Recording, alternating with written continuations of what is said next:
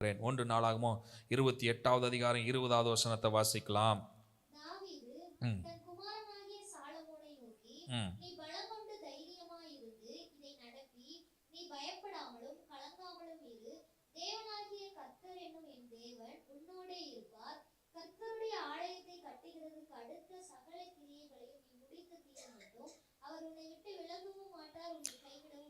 இங்க சாலமோன் ஆலயத்தை கட்டுவதற்கான சில காரியங்களை தாவீது சொல்லிட்டு சொல்றாரு.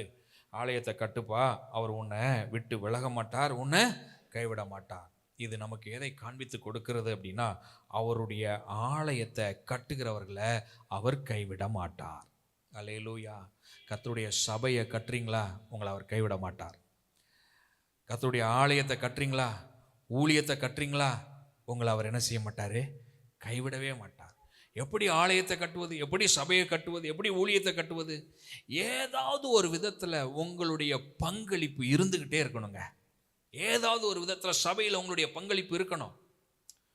உடல் சரீர உழைப்பு உங்கள் பங்களிப்பு இருக்கணும். சிலருக்கு பாருங்க, கொடுத்து ஊழியத்தை தாங்குவதற்கான கிருபை இருக்கும். சிலருக்கு பாருங்க, தங்களுடைய உழைப்பை கொடுத்து ஊழியத்தை தாங்குகிற கிருபை இருக்கும். சிலருக்கு பாருங்க, நேர் முழங்காலில் மணிக்கணக்காக நின்று ஜெபிக்கிற கிருபைகள் இருக்கும்.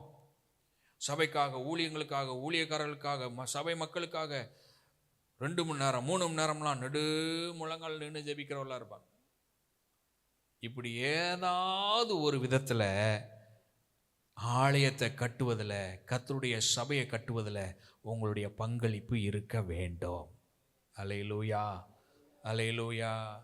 ஆமா, கொடுக்கிறவர்கள் கொடுங்க. தசம பாக காணிக்கைகளை சபைக்கு கொடுங்க. உற்சாக காணிக்கைகளை கொடுங்க. சபையில் சில நேரங்களில் சில திட்டங்கள் போட்டு செயல்படுத்தணும்னு நினைக்கும் போது உற்சாகமாக வந்து கொடுங்க. பங்களிப்பு இருக்க வேண்டும். ஆலயத்தை கட்டுகிறவர்களை கர்த்தர் கைவிட மாட்டார். அல்லேலூயா. இந்த தாவீதும் சாலமோனும் பாருங்க, எத்தனை பொண்ணு வெள்ளி தங்கம் எவ்வளவோ காரியங்களை ஆலயம் கட்டுறதுக்காக கொடுத்தாங்களாம். அவ்வளவையும் ஆலயம் கட்டப்படணும்னு கொடுத்தாங்க.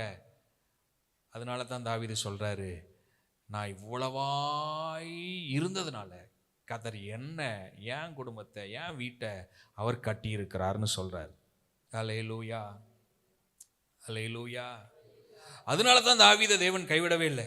அதனால தான் சாலமோனை தேவன் கைவிடவே இல்லை. அப்போ இன்னைக்கு உங்களையும் என்னையும் கர்த்தர் கைவிடாமல் நம்ம கூட இருந்து நம்மளை நடத்தணும் அப்படின்னா, அவருடைய ஆலயத்தை கட்டுகிறவர்களாய் நாம் மாறிவிட வேண்டும். கரமுயர்த்தி அல்லேலூயா சொல்லுங்க பார்க்கலாம். அல்லேலூயா, அல்லேலூயா.